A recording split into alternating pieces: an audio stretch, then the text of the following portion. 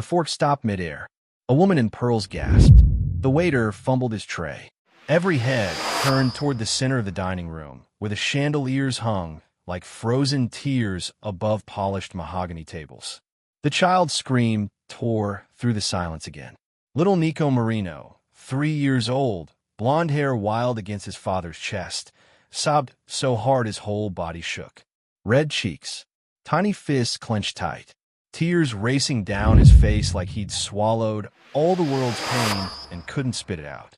His father didn't move. Don Valente Marino sat stone still in his black suit and crisp white shirt, beard trimmed sharp, tattoos peeking from beneath his collar.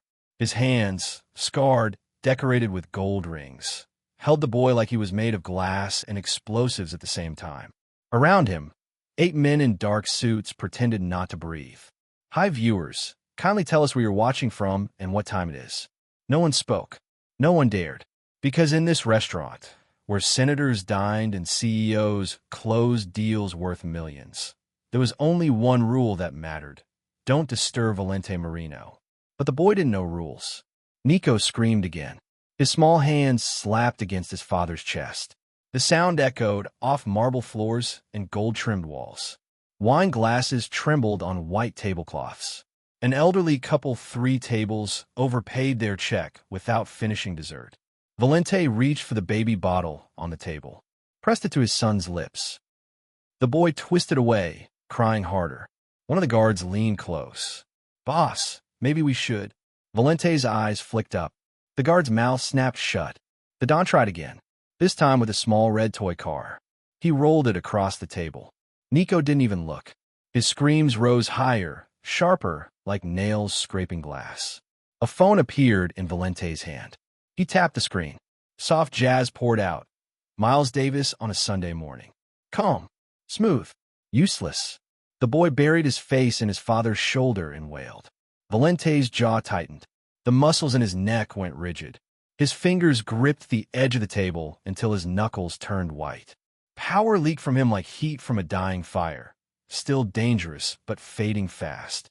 Across the room, a businessman whispered to his wife. She shook her head, eyes wide. They weren't leaving. No one was leaving. Because watching a king bleed was rare. Watching him lose control of his own child, that was once in a lifetime. The maitre d' hovered near the kitchen door, wringing his hands. The sommelier pretended to inspect a wine label. Even the cook peeked through the round window in the swinging door. Nico's cries turned hoarse. Desperate. His little hands moved in strange patterns, pulling at his ears, shaking his head, signing words no one in that room understood. Valente stared at his son like he was a puzzle written in a language he'd never learned. The most feared man in Manhattan. The man who'd built an empire from blood and silence couldn't calm a 3-year-old boy. One of the guards cleared his throat. Maybe he's... Don't. Valente's voice was quiet, cold, final. The crying didn't stop. It rolled through the dining room like thunder trapped in a box. It crawled under skin and made teeth ache. It turned expensive wine sour and 5-star meals tasteless. Valente pulled his son closer, whispered something no one could hear. The boy only sobbed harder. A woman at the bar stood up, started toward the table. Her husband grabbed her wrist, pulled her back down. Too dangerous. Too close to the fire. The chandeliers swayed slightly from the vibration of the boy's screams. And then, the kitchen door swung open. A young woman stepped out. White shirt, black vest, bow tie slightly crooked. She carried no tray, no menu, no wine. Just herself, and a look on her face that didn't match the fear thick in the room. Her name was Amara Delaney. She wasn't supposed to be working tonight. Wasn't supposed to be anywhere near this mess. But her coworker Shanice had called in sick an hour before shift, and Amara needed the money. So here she was, walking straight into the kind of silence that gets people hurt. She moved through the dining room like she didn't notice the stairs. Didn't see the guards shift in their seats. Didn't feel the weight of Valente's reputation pressing down like a hand around everyone's throat. Her eyes locked on the crying boy. She saw his hands. Watched them move, frantic, clumsy, trying to say something his mouth couldn't shape. She saw the way he covered his ears when his father spoke too loud, the way he shook his head when the jazz played. Amara stopped walking. The pieces clicked together in her mind. Clean, sharp, obvious. One of Valente's men stood up as she approached. Big guy, neck like a tree trunk, hand already moving toward his jacket. Table's private, he said, voice like gravel in a blender. Amara looked past him, straight at the man holding the child. I can help him. The guard glanced back at his boss. Waited. The whole restaurant waited. Even the boys seemed to pause between sobs, like the universe held its breath. Valente studied her.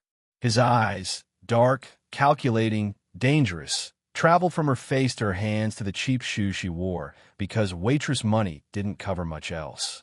10 seconds passed. Felt like 10 years. Then Valente's hand moved. Just slightly. A wave. A nod. Permission or warning. No one could tell. The guard stepped aside. Amara walked forward. Her heart hammered against her ribs. Her palms sweated. But her feet kept moving until she stood right beside the table, where power sat holding its greatest weakness. She knelt down, eye level with the boy. Her knees touched cold marble. Hey there, sweetheart, she said softly. What's wrong? Nico turned his face away, buried it deeper into his father's chest. His small body shook with fresh sobs. And then Amara did something that made every person in that restaurant forget how to breathe. She lifted her hands. What did the waitress see that no one else noticed? Amara's fingers moved through the air like birds in flight. Slow, deliberate, gentle. Are you okay? Her hands shaped the words in American Sign Language. Each gesture precise, clear, beautiful in its simplicity. The boy's crying stuttered, hiccuped. His tear-streaked face turned toward her hands like a flower following sunlight. You're safe, Amara signed. Nico stared. His mouth hung open slightly. Tears still clung to his eyelashes, but the screaming stopped. Just stopped, like someone had flipped a switch inside him. Can I help you? Amara's hands asked. The dining room held its breath. Forks remained frozen. Wine glasses sat untouched. Even the jazz from Valente's phone seemed to fade into background static. Nico blinked. Once. Twice. Then his small hands lifted from his father's chest. They moved, shaky, uncertain but moving. Sea cold, he signed back. His fingers formed the sign, hands trembling against each other like leaves in wind. Amara smiled. Not the fake customer service smile she wore during double shifts. Real. Warm. The kind of smile that reached her eyes and made them shine like polished copper. She grabbed a cloth napkin from the table. White linen. Soft. She wrapped it around Nico's small hands, tucking the edges gently around his fingers. Better, she signed. The boy nodded. Slow at first, then faster. A tiny smile cracked through the tears on his face. The silence that followed wasn't heavy anymore. Wasn't suffocating. It was clean. Pure. Like the moment after a storm when everything smells like rain and fresh earth. Valente sat completely still. His hands that had broken bones and signed death warrants, hung useless at his sides. His mouth opened slightly. Closed. Open again. For the first time in 15 years, Don Valente Marino looked lost. Where did you learn that? His voice came out rough. Scratchy. Like he'd forgotten how to use it properly. Amara stood up slowly, brushed invisible dust from her vest. School, she said. My little sister Zena was born deaf. We grew up signing.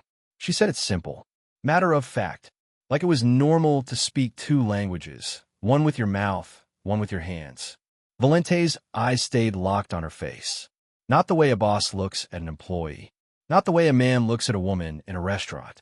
Different, like he was trying to solve an equation that had too many variables. Thank you. The words left his mouth quiet, almost fragile. Amara shook her head. Don't thank me. She glanced at Nico, who now played with the napkin wrapped around his hands, turning it over and over. Just talk to him. Even if he can't hear you, he feels when you try. The statement hung in the air like smoke.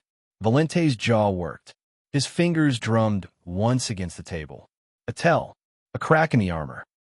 His men shifted uncomfortably in their seats, unsure what to do when their boss showed something that looked dangerously close to emotion. Behind them, the restaurant slowly came back to life. Silverware clinked. Conversations resumed in hushed whispers. The elderly couple who'd almost left decided to order coffee instead. But at Valente's table, time moved differently. Nico made a small sound. Not a cry, not a scream, just a gentle coo. His hands moved again, signing something to Amara. She laughed. Soft. Musical. Then signed back and the boy giggled. Actually giggled. One of the guards, the big one who'd blocked Amara earlier, leaned toward his partner. You seeing this? Shut up, Marcus, the other man whispered back. But everyone saw it. The transformation. The shift. The way a child who'd been drowning in silence suddenly found someone who spoke his language. Amara straightened her vest. Adjusted her bow tie. I should get back to work, she said. Started to turn. Wait. Valente's voice stopped her. She looked back. He pulled a wallet from inside his jacket. Black leather. Thick with bills. His fingers moved to extract something, probably hundreds, maybe more. For your help, he said. Amara's eyes dropped to the wallet, then back to his face. She took one step closer. Spoke quietly but firm. Keep it. Her voice didn't waver. He's your son, not a tip. The words hit like a slap. Clean. Precise. Undeniable. Valente's hand froze. The wallet hung in the air between them. No one had refused his money before. Ever. People begged for it, killed for it, died without it. But this woman in a crooked bow tie and cheap shoes just said no. The corner of Valente's mouth twitched. Not quite a smile. Not quite anger. Something in between that he couldn't name because he hadn't felt it in years. You've got courage, he said finally. You know who I am. Still walked up. Amara's expression didn't change. Courage isn't the absence of fear, sir. It's doing the right thing even when you're shaking. She held up her hand. It trembled, just slightly, proof that she'd been terrified the whole time. Then she smiled, small, knowing, and walked away, back through the dining room, past the staring faces and whispered questions, through the kitchen door that swung shut behind her with a soft whoosh. Valente watched her go. His wallet still hung open in his hand. Nico tugged at his sleeve, signing something. The Don looked down at his son, really looked at him, and for the first time in months, the boy wasn't crying. Marcus leaned close. Boss, should we? No. Valente closed his wallet, slipped it back into his jacket. We do nothing. But she... I said nothing. The guard nodded, sat back, knew better than to push. Across the table, Nico yawned. His small hand reached up, touched his father's beard. Valente caught the hand gently, held it. Something in his chest, something that had been frozen for years, cracked. Just a little, just enough to hurt. The restaurant buzzed with normal noise again. Laughter, clinking glasses, the hum of comfortable wealth. But at Valente's table, silence settled different now. Softer, less like a threat and more like a promise. The maitre d' approached carefully. Will there be anything else this evening, Mr. Marino? Valente shook his head. We're done. He stood. Nico wrapped his arms around his father's neck. The guards rose immediately, forming a protective circle. They moved toward the exit like a small army. Expensive suits, hard eyes, hands ready for violence that never came. At the door, Valente paused, looked back toward the kitchen where the waitress had disappeared. His eyes narrowed, thoughtful, calculating. Then he walked out into the New York night, carrying his son and a question he couldn't quite answer. Who was that woman, and why did 3 minutes with her feel more important than 3 decades of power? Behind him, in the kitchen, Amara leaned against the wall. Her hands shook for real now. Her heart hammered. She'd just refused money from a man who could make her disappear with a phone call. But Nico's smile, that small, genuine smile, made it worth it. Her co-worker Jerome peeked around the corner. Girl, are you crazy? You know who that was? Yeah, Amara whispered. I know. And you still. He's just a dad, Jerome. A dad who needed help. Jerome shook his head. You're either brave or stupid. Haven't figured out which yet.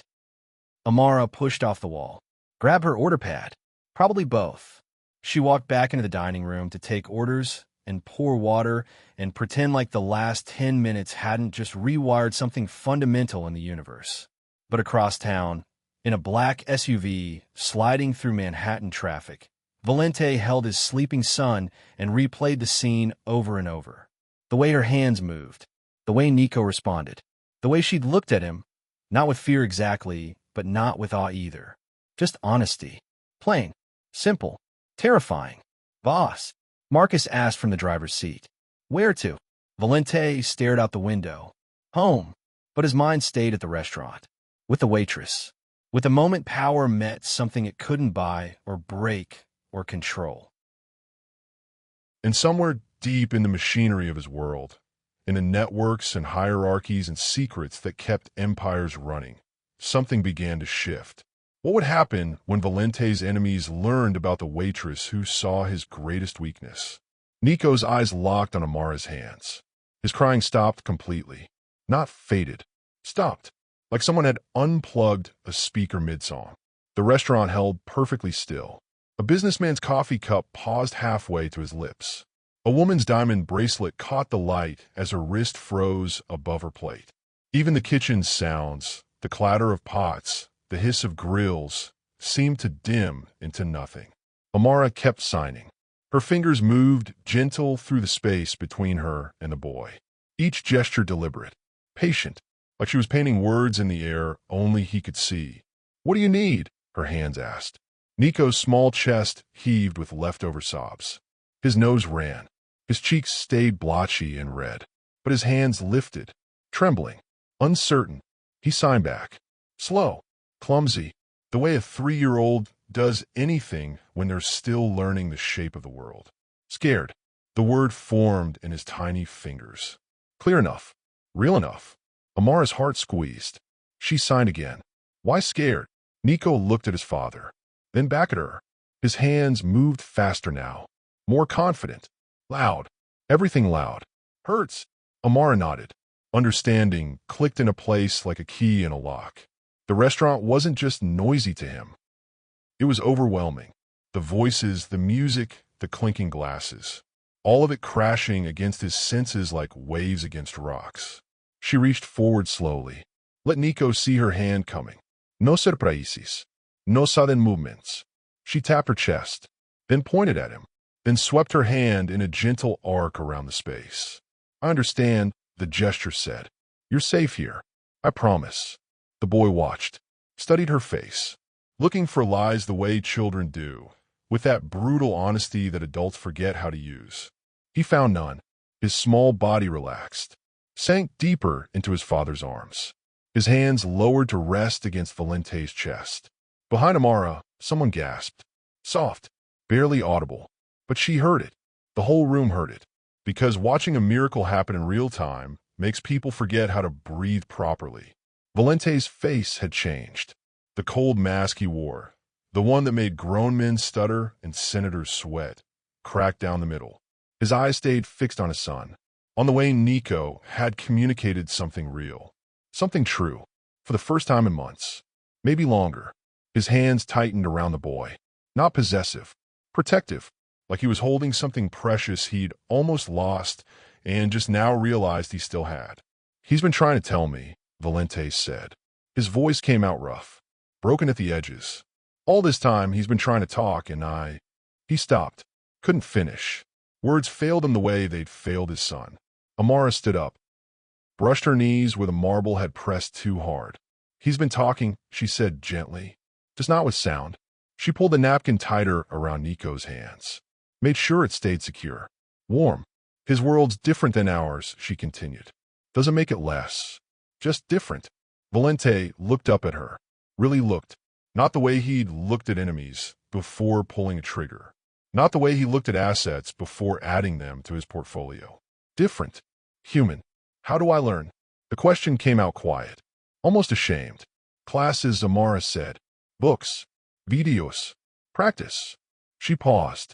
Time. Valente repeated the word like it was foreign. In his world, time was money. Time was power. Time was the thing you controlled or lost everything. But here, with his son finally calm, finally understood, time meant something else entirely. Nico yawned. His small hand came up and rubbed his eyes. The napkin slipped slightly. Amara reached forward, adjusted it. Her fingers brushed the boy's hand. So small, so fragile. The child smiled at her. Not big, not dramatic, just a small curve of lips that said thank you in a universal language that doesn't need words or signs. Amara smiled back. Around them, the restaurant began moving again. Slowly, carefully, like people do when they're afraid to break a spell. Forks touched plates. Wine poured into glasses. Conversations resumed in whispers that gradually built back to normal volume. But at Valente's table, everything had changed. His men watched their boss with expressions they usually reserve for magic tricks or federal raids. Confusion, mixed with disbelief, mixed with something that might have been respect. Marcus, the big guard, cleared his throat. "Boss, we should probably—" "Give me a minute," Valente said. It wasn't a request. Marcus nodded, stepped back, gave his boss space to figure out whatever needed figuring. Valente looked down at Nico. The boy's eyes were closing, fighting sleep, losing. His small body grew heavy in his father's arms. "Thank you," Valente said again. This time the words carried weight. Meaning, the kind of gratitude that can't be measured in money or favors. Amara picked up the toy car from the table, rolled it gently toward Nico. The boy's hand caught it, held it loose. His breathing deepened. "He just needed someone to listen," she said. "That's all any of us need." She said it simple, easy, like it was obvious. But to Valente, who'd spent 30 years building walls so high even he couldn't see over them, the words hit like bullets. Amara started to turn away. Back to work. Back to the safety of the kitchen and the familiar rhythm of taking orders and avoiding eye contact. "Wait," Valente said. She paused. Looked back. He wanted to say something. Needed to say something. But words piled up in his throat like cars in a crash. How do you thank someone for giving you back your son? How do you repay a debt that can't be calculated? "Be careful," he finally said. The warning came out strange. Awkward, but genuine. Amara's eyebrows rose. Careful of what? Valente's jaw worked. His eyes flicked to his men. To the restaurant. To the world outside, where power played by different rules. "Just be careful," he repeated. Then he stood. Nico slept against his shoulder. The guards moved immediately, surrounding him, creating a wall of expensive suits and hidden weapons. They walked toward the exit. Smooth. Practiced. The kind of exit that makes everyone else feel small. At the door, Valente stopped. Turned back one more time. His eyes found Amara, standing by the table, napkin still in her hand. Their gazes met. Held. Something passed between them. Understanding maybe. Or warning. Or the beginning of something neither of them could name yet. Then he was gone. The door closed behind him with a soft click that somehow sounded like thunder. Amara stood frozen for 3 seconds. 5. 10. Her heart hammered. Her hand shook. The napkin slipped from her fingers and drifted to the floor like a white flag. Jerome appeared at her elbow. "You okay?" "Yeah," she whispered. "I'm fine." But she wasn't fine. Something had just happened. Something bigger than a crying child and a kind gesture. Something that felt like the universe shifting 1 degree off its axis. The maitre d' approached. His face wore that plastic smile managers use when they're about to say something unpleasant. "Ms. Delaney, can I speak with you for a moment?" Amara's stomach dropped. "Sure." They walked toward the back, away from the dining room, away from the customers who were already forgetting what they'd witnessed. In the narrow hallway between the kitchen and the office, the maitre d' stopped. His smile disappeared. "That was Don Valente Marino," he said. Voice flat. Professional. "I know," Amara replied. "Do you? Do you really know?" She didn't answer. Didn't know what to say. The maitre d' sighed. Rubbed his temple. "Look, what you did was kind. Maybe even brave. But it was also dangerous. I was just helping a child.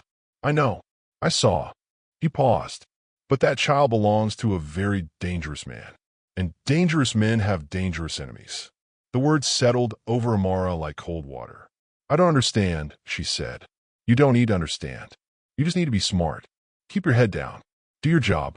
Forget tonight happened." He said it gentle, almost kind. But the warning underneath was clear You just stepped into something way bigger than you realize. Now go home, he continued. Take tomorrow off. Paid. Consider it a thank you for handling a difficult situation. Amara nodded. Numb. Okay. She grabbed her bag from the employee locker, threw on her jacket, walked out the back door into the alley where the city's real smell lived. Garbage and rain and exhaust fumes. The night air hit her face. Cold. Sharp. Real. She pulled out her phone. One missed call from her sister Zena. 3 texts from her roommate Keisha asking when she'd be home. Normal life. Regular life. The life she'd had before walking up to a table she should have avoided. Amara started walking, one foot in front of the other. The subway station glowed 2 blocks away, yellow light and the rumble of trains beneath the street. But halfway there, she stopped, turned around, looked back at the restaurant. Light spilled from its windows onto the wet sidewalk. Inside, people ate expensive food and drank expensive wine and lived expensive lives. In one of those windows, she could almost see the table where everything had changed. Amara pulled her jacket tighter, turned back toward the subway, kept walking. She didn't see the black sedan parked across the street. Didn't notice the 2 men inside watching her leave. Didn't catch the way one of them lifted a phone and spoke into it quietly. Didn't realize that kindness in a wrong world can be the most dangerous thing you offer. Above the city, clouds covered the moon. Rain started falling, soft at first, then harder. In a penthouse apartment 12 miles away, Valente Marino stood by a window holding his sleeping son and wondering why a waitress's hands had just rewritten everything he thought he understood about power. But in a basement office in Brooklyn, another man watched security footage from the restaurant on a laptop screen. He watched the crying child, the signing waitress, the moment when Valente's face cracked open. The man smiled. Slow, calculated, cold, perfect, he whispered. Then he picked up his phone and made a call that would change everything. What's secret about the crying boy had just put Amara's life in danger. The penthouse was silent. Not empty silent. Occupied silent. The kind where someone's awake at 3 in the morning thinking thoughts too heavy for daytime. Valente stood by the floor-to-ceiling window. Manhattan spread below him like scattered diamonds on black velvet. Car lights moved through streets. Building windows glowed. The city breathed and pulsed and never slept. Neither did he. Nico slept in the next room. Finally, peacefully, for the first time in weeks, no nightmares. No crying, just the soft breathing of a child who'd finally been understood. Valente's reflection stared back at him from the glass. Beard, tattoos, expensive suit jacket draped over a chair 20 feet away. White shirt unbuttoned at the collar. He looked tired, felt older. His phone buzzed. He ignored it. Buzz again. Still ignored. Third time, he picked it up. What? Boss, got the information you wanted. Marcus's voice. Steady. Professional. Go ahead. Amara Delaney, 28. Born in Atlanta, moved to New York 6 years ago. Works 3 jobs. Waitress at Lucia's, morning shift at a coffee shop in Brooklyn, weekend gig tutoring kids in sign language. Valente listened, watched his reflection mouth the name. Amara. Marcus continued. Lives in bed-stewy with a roommate. No criminal record. No debt. Sends money home to her mother in Georgia every month. Volunteers at a deaf community center on Tuesdays. Family. Younger sister, Zena, 23. Deaf since birth. Lives in Atlanta. Mother's a nurse. Father passed when she was 16. Valente's jaw tightened. Anything else? She's clean, boss. Real clean. No connections to anyone in our world. No connections to anyone in any world that matters. Just a regular person trying to make rent. Regular. The word felt foreign. In Valente's life, regular people didn't exist. Everyone was an asset or a threat or leverage waiting to be used. Keep watching her, Valente said. Pause. Boss, you sure that's... Did I stutter? No, boss. We'll keep eyes on her. Discreet eyes, Marcus. She doesn't know. Nobody knows. Understood. Valente hung up, set the phone down on the windowsill. His hand stayed there, pressing against the cold glass. Behind him, the apartment spread out in expensive silence. leather furniture, marble floors, art worth more than most people earn in a lifetime. Every surface clean, every corner perfect, a museum of success that felt hollow at 4 in the morning. He turned away from the window, walked through the living room into the kitchen, poured whiskey into a crystal glass. Didn't drink it, just held it. The refrigerator hummed. The ice maker dropped cubes with soft thuds. Normal sounds, domestic sounds, sounds that didn't belong to a man like him. On the counter, his laptop sat open. He'd been watching videos, sign language tutorials, basic ones, the kind meant for parents and teachers and people who actually cared about communication instead of control.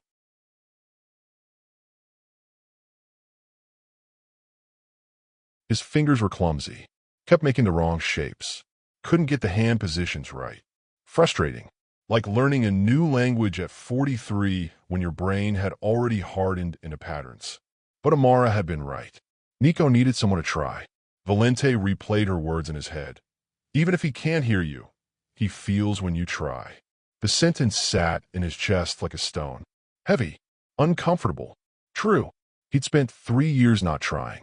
Not because he didn't love his son, but because he didn't know how. Because admitting his child had a disability felt like admitting weakness. And weakness, in his world, was death. Except Amara hadn't treated Nico like he was weak. She treated him like he was different, special, whole. The difference mattered. Valente drank the whiskey. One swallow. It burned. Tasted like regret and expensive oak barrels. His phone buzzed again. Different number. He answered. Talk. We got a problem. The voice belonged to Dante, his head of security. Older. Cautious. Never called unless it was serious. What kind of problem? Luca Terranova's people have been asking questions. Valente's entire body went still. Luca Terranova. East Side boss. Young. Ambitious. Hungry for territory and respect and anything else he could take. What questions? Valente asked. About your son. About the restaurant. About what happened tonight. The stone in Valente's chest turned to ice. How do they know? Someone talked. Someone always talks. Money buys loyalty until someone offers more money. Valente set the glass down. Too hard. It cracked. Whiskey leaked across marble. He ignored it. What do they know exactly? That your boy's deaf. That it's not temporary. That you've been hiding it. And Dante paused. The pause said everything. Say it, Valente commanded. They're calling you weak. Saying your bloodline's compromised. That a deaf heir can't run an empire. There it was. The thing Valente had feared since the doctors first said the word permanent. The thing that kept him awake at night, even before tonight.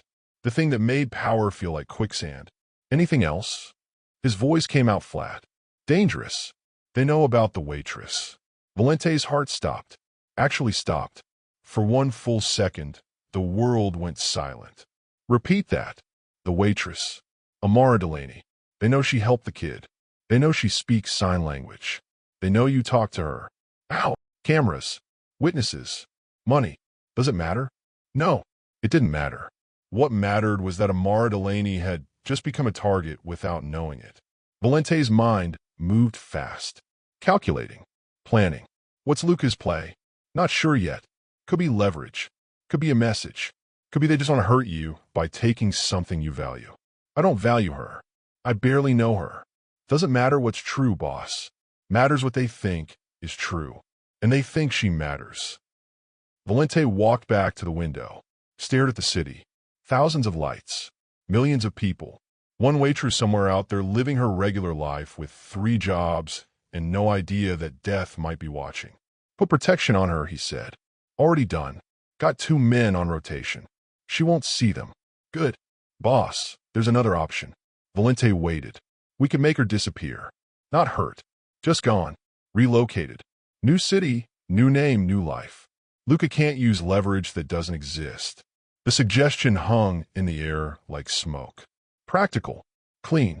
Exactly the kind of solution Valente would have ordered 6 months ago without blinking. But tonight it felt wrong. No, he said. Boss. I said no. She helped my son. She didn't ask for money. Didn't ask for anything. I'm not punishing kindness. Silence on the other end. Dante processing. Adjusting. Okay, we protect her then. How visible do you want it? Invisible. She doesn't know. She can't know. And if anyone touches her, I want to know immediately. Understood. Valente hung up, closed his eyes, pressed his forehead against the cold glass. This was his fault. All of it.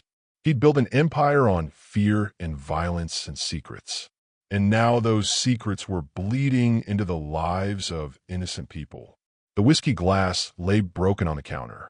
Amber liquid pooled around the shattered crystal. He stared at it, saw himself reflected in 100 fractured pieces. Behind him, a small sound. Soft footsteps on marble. Valente turned. Nico stood in the doorway, rubbing his eyes with tiny fists. His blonde hair stuck up in wild directions. Pink pajamas wrinkled from sleep.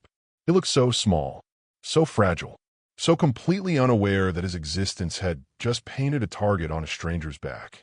Valente crossed the room, knelt down, met his son at eye level. "Can't sleep?" he asked out loud. Then caught himself, tried to remember the signs from the videos. His hands moved. Clumsy, wrong, but moving. Nico watched, tilted his head, then signed back. Clear, simple, bad dream. Valente nodded.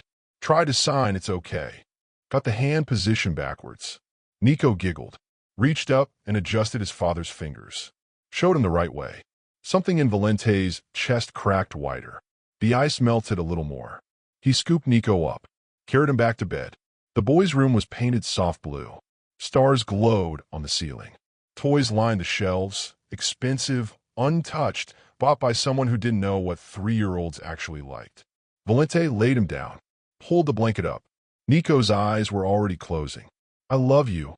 Valente tried to sign. Got it mostly right this time. Nico smiled. Signed back. "Love you too, Papa." The word Papa hit Valente like a bullet, clean through the chest. He stood there frozen until Nico's breathing deepened into sleep. Then he walked out, closed the door gently, leaned against the wall in the hallway, and let himself feel the weight of everything he'd built and everything it cost. His phone buzzed. Text from Dante. Update. Luca's crew spotted near the Waitress's building. Didn't approach, just watching. Valente's jaw clenched. His fingers tightened around the phone until the case creaked. He typed back, "Double the security. I want to know every move they make." The response came fast, already done. Valente slipped the phone into his pocket, walked back to the living room, sat on a leather couch that cost more than Amara probably made in 3 months. The city kept breathing outside. Lights kept moving. Life kept happening. But in the narrow space between what he'd been and what he was becoming, Valente Marino sat alone and wondered if power was worth the price everyone else paid. His laptop still glowed on the counter. The sign language tutorial paused mid-gesture. A woman's hands frozen in the shape of the word family. Valente stared at it for a long time. Then he got up, walked back to the screen, hit play, started learning. Because Amara had been right about something else too. Even when you're scared, even when you're shaking, you do the right thing anyway. And learning to talk to his son, really talk to him, was the rightest thing Valente had done in years. Outside, in a black sedan 3 blocks from Amara's apartment, Marcus sat watching her building. 2nd floor, 3rd window from the left. Lights off. She was asleep. Safe. For now. His phone buzzed. Message from a boss. Status. Marcus typed, "All quiet. No movement." But across the street, in a different car with tinted windows, 2 men watched the same building. Different crew. Different boss.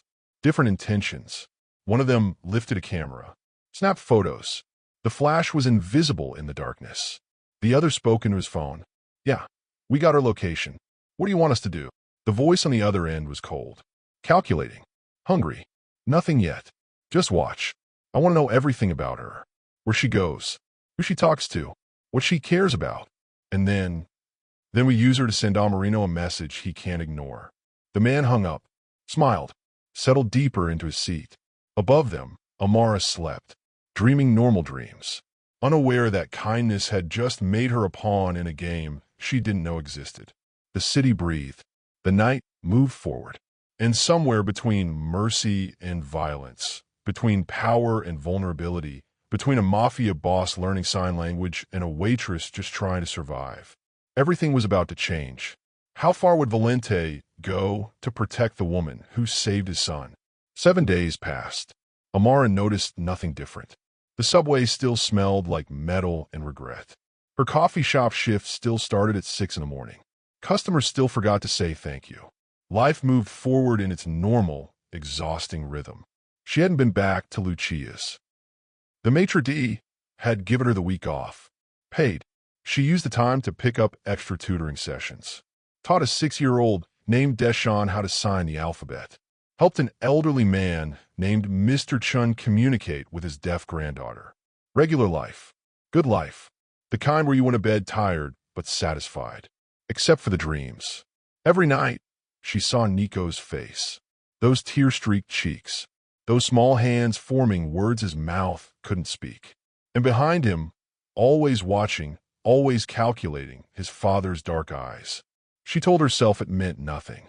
Just the brain processing an unusual day. Nothing more. But on the 8th morning, everything changed. Amara was leaving her apartment building. 7:15. Early spring sun barely awake.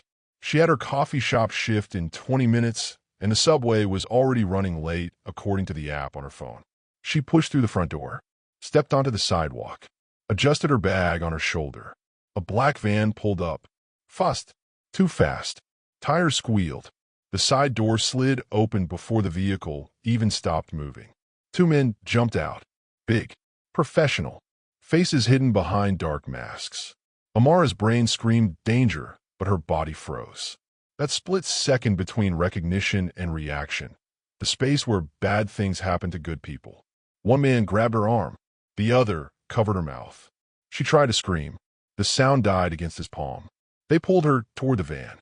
Her feet dragged against concrete. Her bag fell, spilled its contents across the sidewalk. Wallet, keys, phone, lip balm rolling into the gutter. She fought, kicked backward, connected with a shin. The man grunted but didn't let go. "Stop fighting," he hissed. "Make this easy." But Amara's sister had taught her something important. Deaf people learn to be aware of everything because they can't hear danger coming. And living with Xena had trained Amara to notice details other people missed.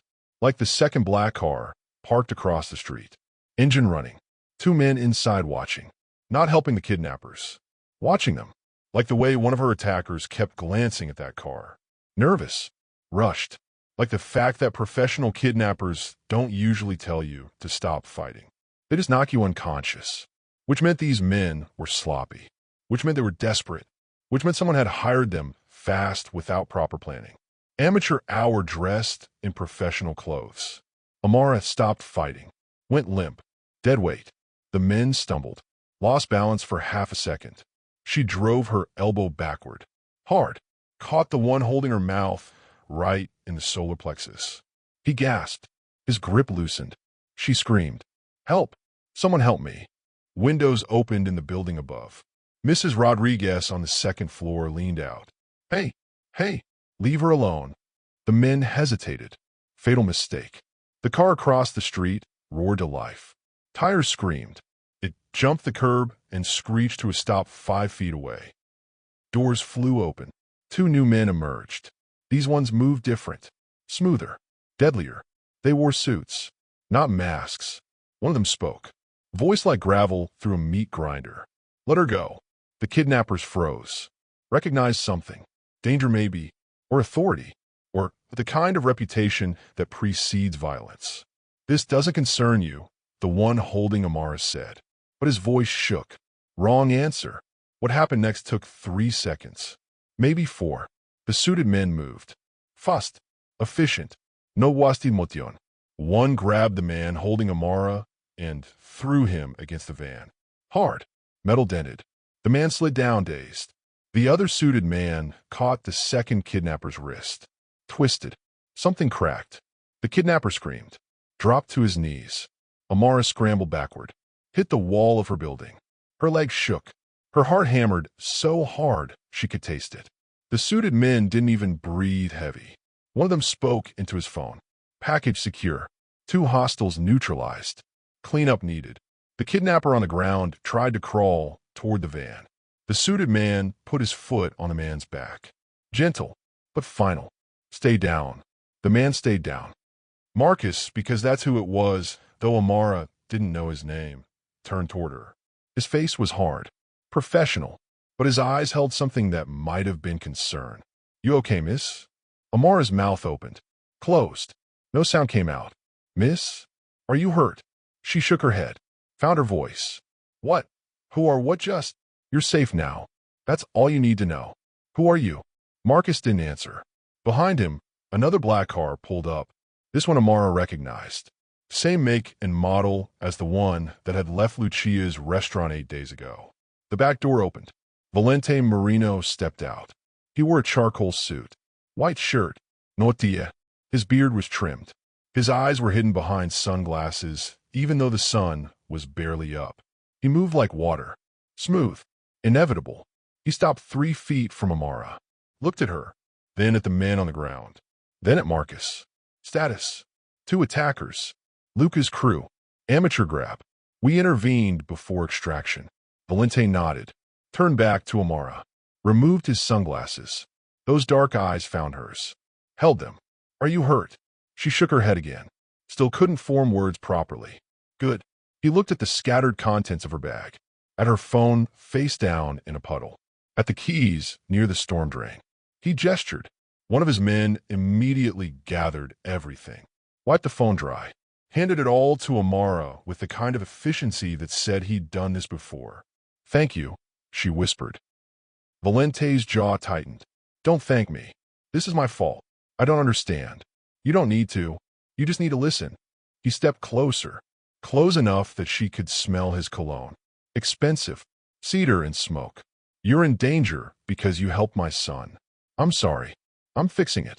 Amara's brain tried to process. Failed. Fixing it how? You're coming with me. What? No. I have work. I have. You have people trying to kidnap you to get to me. Work and wait. Living is more important. He said it flat, matter of fact, like he was discussing the weather instead of her life. I can't just. Yes, you can. Not a threat. Not quite a request. Something in between. I'll explain everything. But not here. Not in the open. Amara looked at Mrs. Rodriguez still hanging out the window, at the men on the ground, at Marcus and the other suited guard, at the city waking up around them like nothing had happened. Her hands shook. Her legs felt like water. I'll call the police, she said. No, Valente replied. You won't. Why not? Because the police can't protect you from what's coming. I can. The words settled over her like a blanket made of ice. Cold, heavy, suffocating. This is kidnapping, she whispered. No. Valente's voice softened, just slightly. This is survival. Yours and mine. He held out his hand, palm up, waiting. An offer. A choice. A door opening into a world she'd only glimpsed once through the window of a nice restaurant. Amara looked at his hand, at the scars on his knuckles, at the gold ring on his finger, at the life those hands represented. Then she looked at her building, at her apartment on the 2nd floor, where Keisha was probably still asleep, at the subway station 2 blocks away, at the coffee shop where her boss would mark her absent and dock her pay. Normal life. Safe life. Regular life. Except it wasn't safe anymore. These men had just proven that. And maybe, just maybe, the scariest person in this equation was the only one offering protection. Amara took a breath, made a choice that felt like jumping off a cliff. She placed her hand in his. Valente's fingers closed around hers. Warm, strong, final. Smart girl, he said. Then he led her to the car, opened the door, waited until she climbed inside. The leather seats smelled new. The interior was spotless. Classical music played softly from hidden speakers. Valente slid in beside her. Marcus got in front. The door closed with an expensive click. Through the tinted window, Amara watched her life get smaller. Her building, her street, her world. The car pulled away smooth and fast. Behind them, other men in suits dealt with the kidnappers. Cleaned the scene. Erased evidence like it had never happened. Amara's phone buzzed. Text from Keisha. Where you at? Coffee's ready. She didn't answer. Couldn't answer. Didn't know what to say. Beside her, Valente spoke without looking at her. I know you're scared. I know this feels wrong. But I promise you, on my son's life, I will keep you safe. Amara turned to look at him. Really look at him. Past the expensive suit and the dangerous reputation and the power that rolled off him like heat. She saw something she hadn't expected. Guilt. Why, she asked. Why do you care if I'm safe? Valente was quiet for a long moment. The car glided through morning traffic. The city passed by in a blur of concrete and glass, and people living regular lives. Finally, he answered, because you showed my son kindness when everyone else showed him fear. Because you refused my money when everyone else would have taken it. Because in my world, people like you don't exist. And I'm not letting my world destroy you. The words hung between them. Heavy. True. Complicated. Amara leaned back against the leather seat. Closed her eyes. Felt the car carry her away from everything she knew towards something she couldn't even imagine. And wondered if kindness was always this expensive. What would Valente demand in return for saving her life? The warehouse smelled like rust and old blood. Valente's footsteps echoed across concrete. His men flanked him, 6 shadows in expensive suits carrying death in shoulder holsters. In the center of the room, tied to a metal chair, sat Marco D'Angelo, his consigliere, his oldest friend, his betrayer. Blood dripped from Marco's split lip. His left eye was swollen shut, but he smiled anyway, crooked, defiant. Took you long enough, Marco said. Valente stopped 3 feet away, hands in his pockets. Calm, too calm. What? The question came out quiet. Money, power, the usual reasons men like us do anything. We built this together. No, Marco spat blood onto the floor. You built it. I just stood in your shadow for 20 years watching you get everything while I got scraps. Valente's jaw tightened. You sold information to Luca. Put my son at risk. Put an innocent woman in danger. Your deaf son is a liability. That waitress was collateral damage. You're getting soft, Valente. Weak. The word hung in the air like a challenge. Valente pulled his hand from his pocket. In it, a small photograph. He held it up. Showed Marco. It was Nico, smiling, signing something to the camera. This isn't weakness, Valente said. This is what I'm willing to kill for. He nodded once. Marcus stepped forward. The gun made no sound, just a whisper. A promise kept. Marco slumped in the chair. Eyes still open, still defiant, still dead. Valente walked out without looking back. Outside, dawn broke over the Hudson River. Pink and gold lights spread across dirty water. Beautiful and terrible at the same time. In the car, his phone buzzed. Text from Dante. Luca Terranova requesting meeting. Says he wants peace. Valente typed back. Tell him to come alone. Tonight. The usual place. But peace, in their world, was just another word for surrender. And Valente wasn't accepting terms anymore. What price would Luca pay for threatening Valente's family? The restaurant was empty except for 2 men. Valente sat at a corner table. Whiskey untouched in front of him. Classical music played low, Chopin, melancholy and beautiful. Luca Terranova entered. Young, handsome, expensive suit that didn't quite hide the hunger underneath. He walked like a man who'd never lost anything important. Not yet. He sat across from Valente. No handshake, no pleasantries. Your man Marco sang before he died, Valente said. Luca's smile didn't reach his eyes. Marco was ambitious. Got himself killed being stupid. You paid him to leak information about my son. Business. Nothing personal. Everything's personal when it involves my family. Luca leaned back. Confident. Stupid. Your deaf kid is a weakness. Everyone knows it. I was just exploiting reality. Valente's hand moved. Fust. The knife appeared from nowhere, pressed against Luca's throat before the younger man could blink. Say one more word about my son, Valente whispered. Please. Luca froze. Felt the blade kiss his skin. Drew blood. Just a little. I came for peace, Luca managed. No, you came because you're scared. Because you know what happens when you threaten me. Valente pressed harder. You forget who built this city's underworld. Who taught men like you how to breathe. I'll back off. Completely. You have my word. Valente pulled the knife away, wiped it clean with a napkin. Your word means nothing, but your fear does. He stood, buttoned his jacket. Touch my son again, think about him wrong, and I'll erase your entire bloodline. Your mother, your sisters, every cousin who shares your name. I'll make your family a ghost story. Luca's confidence crumbled. Show the boy underneath. Understood. Good. Now, get out. Luca left. Fussed, stumbling slightly. The restaurant door closed behind him with a soft click. Marcus appeared from the shadows. You think he learned? No, Valente said. But he'll be careful, and careful enemies are manageable. His phone buzzed. Text from Dante. The woman wants to go home. Getting difficult to contain. Valente sighed. Typed. Bring her to me. It's time we talked. Could Valente protect Amara without destroying everything she was? Amara paced Valente's penthouse like a caged animal. 5 days trapped in luxury. Marble floors. Expensive art. A view that made her feel small. But prison was prison no matter how pretty the bars. The door opened. Valente entered. Still in his suit. Still carrying that dangerous calm. I want to go home, Amara said immediately. Not safe yet. It's been 5 days. And in 5 days I've neutralized 2 threats, relocated 3 informants, and restructured my entire security network. You're welcome. Amara's hand shook. Anger or fear, she couldn't tell anymore. I didn't ask for this. I just helped a crying kid. I know. Valente's voice softened. And that kindness put a target on you. I'm fixing my mess. By kidnapping me? By keeping you alive. They stood facing each other. The city glowed behind them through floor-to-ceiling windows. Beautiful. Cold. Distant. I have a life, Amara whispered.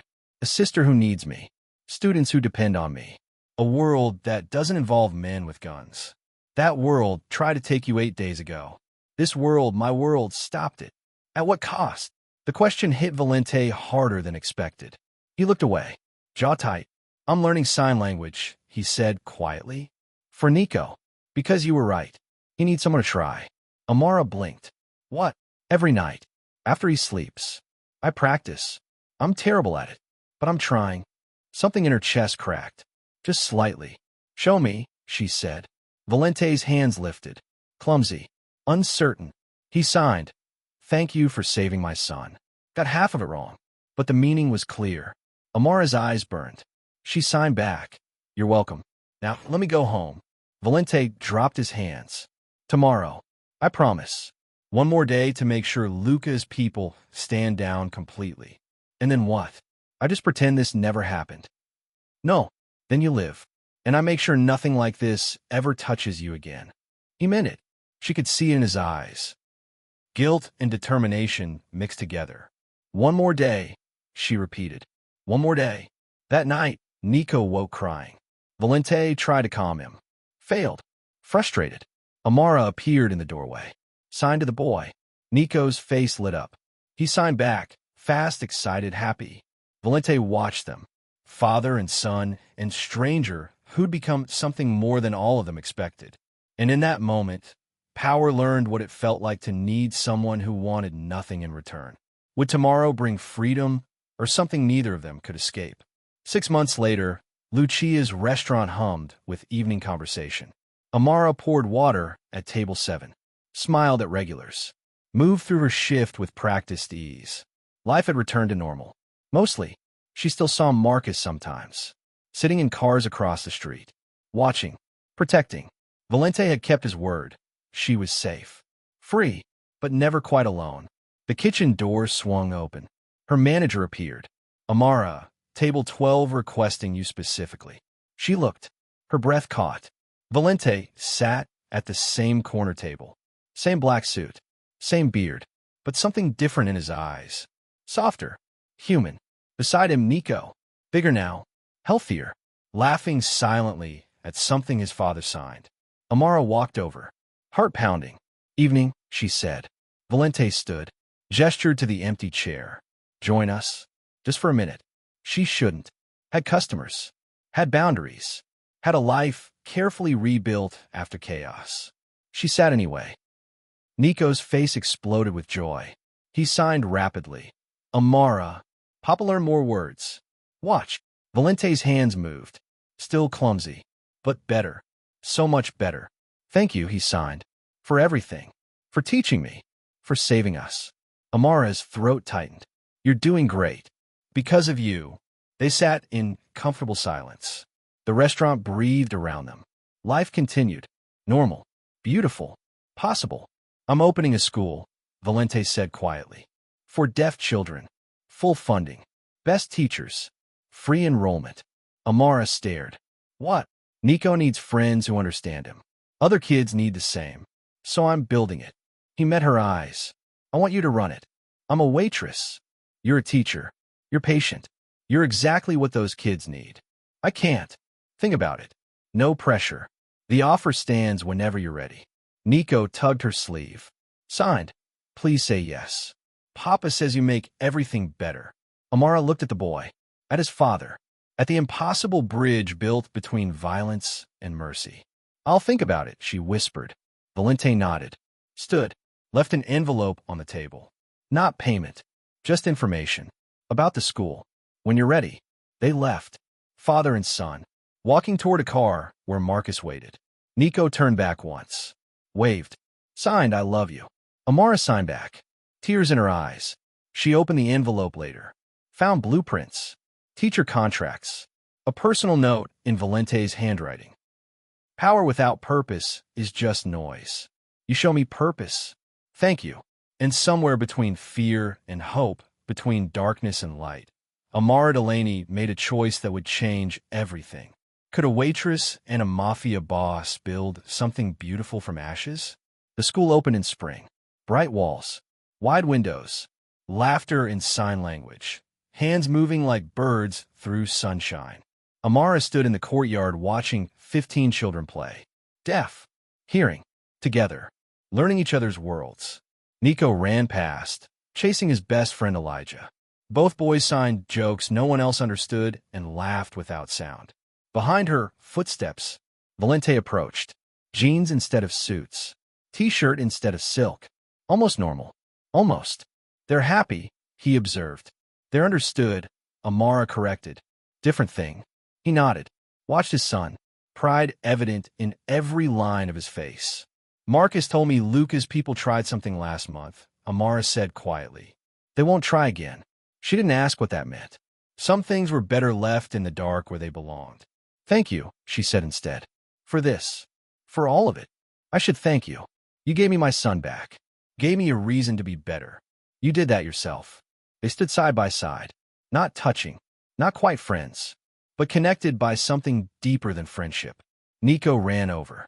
Signed to both of them. Come play. Amara looked at Valente. He looked back. Something passed between them. Understanding. Acceptance. The beginning of something neither could name, but both recognized. They followed the boy into the sunshine, into the laughter, into a world where power learned to kneel and kindness learned to stand tall. That night, Amara sat in her apartment. Keisha made tea in the kitchen. Life felt normal. Safe. Hers. Her phone buzzed. Text from Valente. Nico wants you at dinner Sunday. Says I'm signing wrong again and needs supervision. She smiled. Typed. Tell him I'll be there. But only if you promise to practice your alphabet. Response came fast. Deal. Thank you, Amara. For everything. She set the phone down. Looked at the city outside her window. Millions of lights. Millions of lives. Her life among them. Unexpected, complicated, beautiful. In a penthouse 12 miles away, Valente tucked Nico into bed. Signed, I love you. Got it right this time. The boy signed back. Love you too, Papa. Amara says you're learning fast. Amara's kind, Valente signed. Amara's family, Nico corrected. Family. The word settled over Valente like rain after drought. Necessary. Healing. True. He stood in the doorway watching his son sleep. Peaceful. Safe. Understood. And in that moment, surrounded by the empire he'd built from blood and fear, Don Valente Marino finally understood what real power looked like. It looked like small hands signing thank you. It looked like a waitress who refused money and offered hope instead. It looked like a school full of children learning to speak without sound. Real power wasn't loud. wasn't violent, wasn't feared. Real power was quiet, patient, kind. Real power signed softly, gently, forever. And sometimes the smallest gesture changes everything. Thank you for watching this story. If it moved you, touched you, or made you think differently about kindness and power, please subscribe to our channel and turn on notifications. We have more stories that inspire, challenge, and remind us what it means to be human. Share your thoughts in the comments below. Your words might inspire someone who needs to hear them today. Remember, the smallest acts of mercy can rewrite the biggest destinies. Until next time, keep signing your truth into the world.